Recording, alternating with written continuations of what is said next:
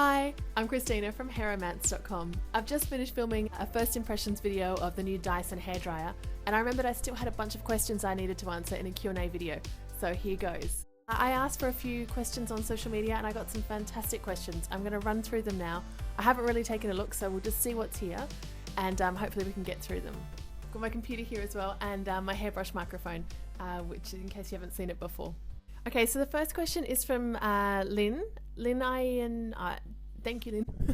What different braid styles or placements suit what sort of faces? This is a great question, and I think it really works with whether you're wanting to change the look of your face or you're happy with how it is. Always be happy, I think, with what you've got, but you can make little adjustments.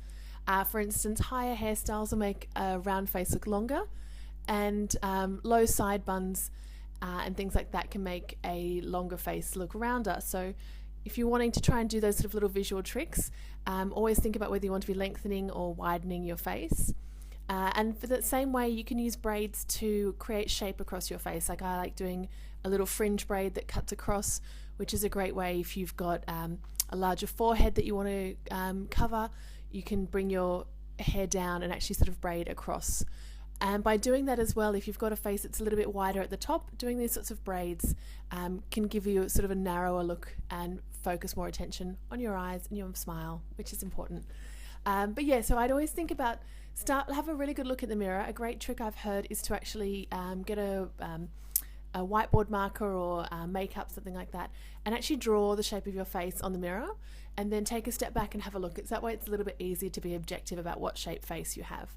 And then from that you can decide if there's some part of it that you aren't as happy with or that you want to try and adjust. So for instance, if you do have a much longer face and you're trying to make it look shorter, hairstyles that are really high are only going to make your face look longer. But though if you have a shorter face or a rounder face, these high hairstyles are perfect for you. So it's really just about deciding what shape face you have and then how you want to adjust it to be. Typically they say oval is the most flattering, like ideal face shape, but really I don't really go by that. I just sort of go by styles that I like and ones that work. See, for me, one of the things I'm always working with, because I colour my hair, is trying to do styles that work well between visits to hide my regrowth. So I'll often won't do braids that have really big parts. I'll try and do ones that are a little bit looser, things like that. So everyone's got something that they're working with, but for specific braids for face shapes, I will often do I always think these ones that sort of come across the face are quite flattering as well. Some people don't like showing their ears, so I'm wearing a waterfall braid, and that can be quite good for leaving hair around your face as well. So really just sort of work with what you've got, but I do think that trick about trying to draw your face shape on the mirror is a good way to sort of know where you're starting from. Next question is from Hello Kimmy. Hi Kimmy. How could I hold my curl? Half an hour after curling, mine's fallen out, and that's using mousse and hairspray. I have very fine, thin hair. Yeah, I hear you. Fine, thick hair or fine, thin hair? I'm not sure, Kimmy, but you're not alone. So many people have this problem, and I recently did a video with some curling hacks. So I'm going to try and put it around about here, a little link, so you can watch that video. But basically, sometimes if you have fine hair, using too much product can actually contribute to your curls falling out because it can weigh your hair down. And I think the most important thing when you're curling your hair is it's not how you curl it, but how you cool it that matters. And what I mean by that is you want to make sure that you set your curls exactly in that curl shape. The minute you start curling your hair and then you let it hang while it's still hot, the curl starts to drop out. So instead, if you actually take that curl and pin it up with a pin curl clip and let it set while it's actually up against your head, you're already like so far ahead of making your curl last. And clipping it all up into your hair is cool, so it's like the final step that you do before you go out, and then just run your fingers through or brush through those curls to turn them into nice waves, and you will have curls that last, I promise. Okay, so Jasmine's Hairstyles asks, what are your favourite hair products and what products do you recommend? Okay, this could go on forever, but I did quickly look at this and I grabbed a couple of products that are my favourites on my desk at the moment. I should give another little shout out to Darshana, which is a hair oil I really love. The nice thing about it is it's a natural oil treatment, and it is an all oil treatment, and that I like to use as a pre-wash in the shower. The other one I love, which I pretty much live with, particularly if you've got fine hair, this volume powder. I love it. It's just such a smart product, and originally it came out with Schwarzkopf in the Salon brand, but the one, it's sometimes called Got to Be if you're in the UK or US, In Australia, it's called Schwarzkopf instant volume powder, and I love this stuff. That way I use that to sort of sprinkle on my roots to add a little bit of volume. I sprinkle it down braids to stretch out braids. I always have it if I'm working on someone else's hair, especially if I want to really stretch out the braids. That is my favorite trick for doing that. I also, because I just shot that Dyson video, I was using this Kerastase heat protectant cream. This is the Keratin Thermique, which is a great heat protectant. But my other favorite product, which I'm just going to grab here, I've been doing a little bit of work with Schwarzkopf lately, and normally I wouldn't go and look for colour products because I go into the salon to get my hair colour done, and I still do. But they have this colour refresher mousse. Oops, where have I got upside down? So there's a blonde one, and this is the red one because I've just been photographing it. But this blonde one I love. So what it is, let me take it out. Basically, it's a 3-minute silver toner in a mousse. What you just need to do is comes out like a really thick mousse, and then you just put it through your hair, wait for 3 minutes, jump in the shower, wash it out. So it's a great way to sort of wet your hair before you wash your hair and use this, or in between shampoo and conditioner. It's so good. It really, really works to just give that little neutral tone to your hair. Now that I'm much lighter blonde, I notice it can get a little bit golden sort of about halfway through, and if I can use that on a weekly basis, it is saving me so much and keeping my colour looking fresh until I have time to get back to the salon, which is a real saviour, and it's like $10, so highly recommend that one. Next question, Molly Rebecca 6 said, any tips and products for fine hair? I'm actually going to be teaming up with a new friend of mine, Chantel, and we're going to do some hair videos just for fine hair. Obviously, I don't have fine hair, so me giving you tips might seem a bit pointless, but I do have a few that I know from styling other hair. And Chantel has really fine hair, and she's a whiz at braids, so we're going to team up and film some videos coming up soon. The product I just suggested, that fine instant volume powder, I love this stuff, and everyone with fine hair. It's not something you maybe want to use every day because it can get a little bit of a build-up, but I would be using this anytime I want to have good hair. Actually, you could use this every day, I think, because the nice thing about it is it sort of reactivates. So you might find this is the problem with most people with fine hair. Like, you leave the house, it looks really good, but it could be within 2 hours, it could be by the middle of the afternoon, however long it takes, but your hair starts to fall a little bit flat. But because this reactivates, you just get your fingers in there and go like this, and it just comes back to life, which I think is great. And the same goes with using if you're curling your hair, clipping it up, that sort of thing. Fine hair can also have a problem where it falls out, but I will have a whole bunch of tips for fine hair coming up with Chantel, because I think she's going to be the best person to explain them for you. So I'm looking forward to doing that. Next question is from Ellis Glenn. She's also asking for fine hair. And she also asked how much do you have to trim long hair? It's a really good question. I think if you're trying to grow your hair, you want to be getting a haircut every 10 to 12 weeks. Now, hairdressers will probably say every 6 weeks, and if you are blow drying and straightening your hair, I agree with them. You need to go in every 6 weeks. The problem with split ends is there isn't a cure for split ends. There's a few products that will slightly mask them, but the problem with having them is that if you leave them and you don't get them cut off, they'll keep going up your hair. And instead of having that little tiny trim you want, you're probably going to have 2 or 3 inches cut off, which is really, really frustrating when you're trying to grow your hair. So if you are trying to grow your hair, put down the straightener, put down the blow dryer, try and wear your hair as natural as possible. And then you're limiting that kind of environmental damage you can do to your hair. Then what you need to do is just go in about every 10 to 12 weeks and really ask for a trim. Try and find a hairdresser with long hair. I don't know why. I just think they're a little bit more sensitive to the cause. If someone has really short hair there, it's not saying that it actually means they're probably a really amazing hairdresser, but you just need to know that they may give you a bit of an eye roll if you're like, just a little bit of a trim. So find someone that won't make fun of you for wanting your hair to be like only taking the smallest amount off every time. And then, yeah, you'll be fine.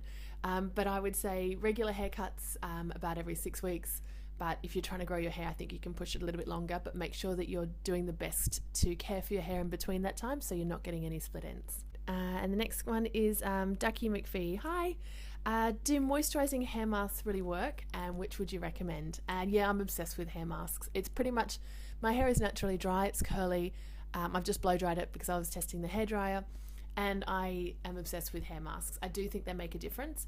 One of my favorites, I was going to say that Darshana hair oil is great, but as for masks, Original and Mineral 7-Day Miracle I think is the bomb. It's really, really good. And Terax Crema I think is a really, really good treatment, and it's quite quick to do in the shower. It comes in a tube, so I find it a little bit easier to use as well. I love these little mask pots, but gee, they're annoying to use in the shower. I know it's just sort of the marketing of them, but Terax Crema in a tube and the 7-Day Miracle is in a little bottle. They're much easier to use when you're in the shower. But yeah, I think no matter what your budget is, getting one from your favorite shampoo and conditioner line is going to make a difference. And if you've got fine hair, what I like to do is just switch the mask for the conditioner instead. It's just a little bit richer, and if you've got dry hair and I just think they make your hair feel so good. There's a difference if you're looking at protein treatments to try and rebuild your hair. They don't actually make your hair feel nice, but moisturizing treatments will really make your hair feel nice and makes it softer to the touch, easier to style, all those things. So I'm a big fan and I'm kind of obsessed with them. Next question from Between You and Me. My daughter is 11 and has to wear her hair tied back for school, and a ponytail is our busy morning go-to. But now she's getting split ends all around where the band ties. We use covered bands, but is there anything else we can do to avoid split ends? We tried changing it up with a plait or a braid, but they're not as cool on hot days. This is a really good question. And yet it is quite common if you're wearing the same hairstyle every day to cause a lot of stress on your hair at that exact point. There's also something called, not this is an issue here, but traction alopecia.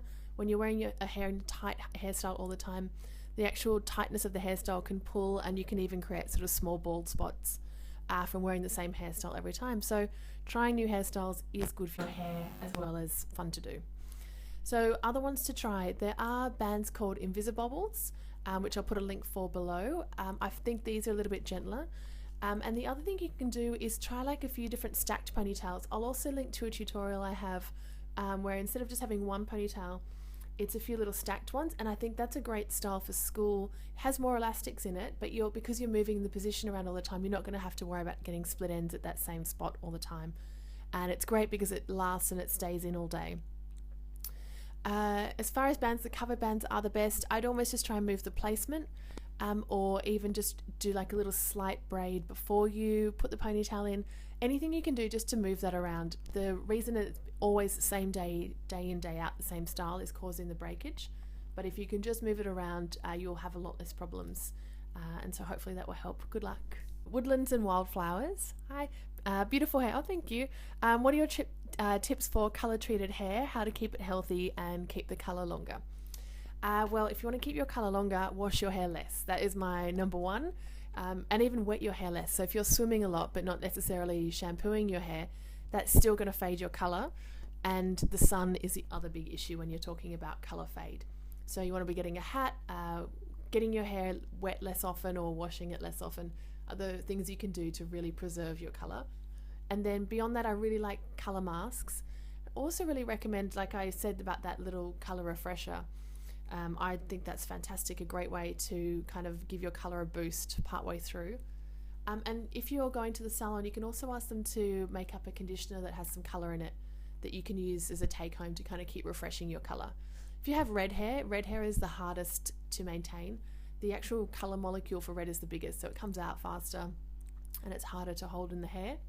So you definitely need to be topping up red color either with like these sort of little refresher mousses are great to do, or have your hairdresser mix up a specific color for you, or use one of these color depositing shampoos. I think they really make a difference and can really refresh your hair as you're going through the month.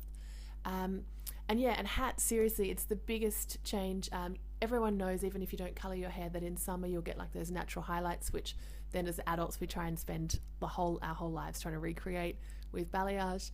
But the sun does lighten natural hair, and it really does take a toll on dyed hair. So keeping your hair out of the sun, keeping it dry, and washing less often. So in that case, I'll use dry shampoo to space out the time between shampoos so I can keep my color looking better.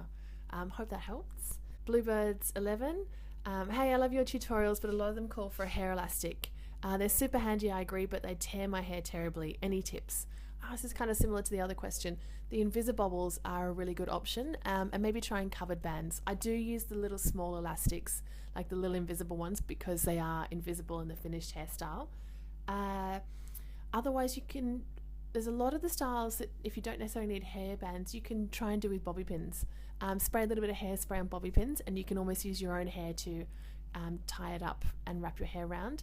And hair bungees. I will put a link below. Hair bungees, I wish I could have one now. I should pause. I'm going to stop and I'm going to get a hair bungee one. Okay, I'm back. Sorry about that. So hair bungees. Oh, by the way, I did also grab an Invisibobble, which I'll just bring up here. These are great. They don't leave a mark on your hair, and they're a little bit gentler. But if you do find that you have long hair and it's hard to remove, these are called hair bungees. So what they are is an elastic with 2 hooks at the end, and rather than you actually wind them around your hair and then hook the hooks together to create an elastic band. And the nice thing with these is they'll always fit your hair. There's nothing worse than that with a headband. 2 times is not enough and 3 is too tight, and that's when a hair bungee is the perfect solution. You just sort of wind it around and hook it in, and you always get this to work. And then the great thing is, instead of having to pull it down your ponytail to get it out at the end of the day, just unhook it and it comes straight out. This is great for curly hair. I hate having to pull curls and squash them through a hair elastic, so I always use hair bungees. So that is what I recommend you try. They're not going to be invisible if you're replacing them for the little small clear elastics in a hairstyle, but just choose what you're working on. Maybe you can cover that with a piece of hair instead, like wrap some hair around your band and cover it up. So up to you, but these hair bungees, fantastic. Katie Atterbuck, she has another tip so I'm just going through these ones from Instagram.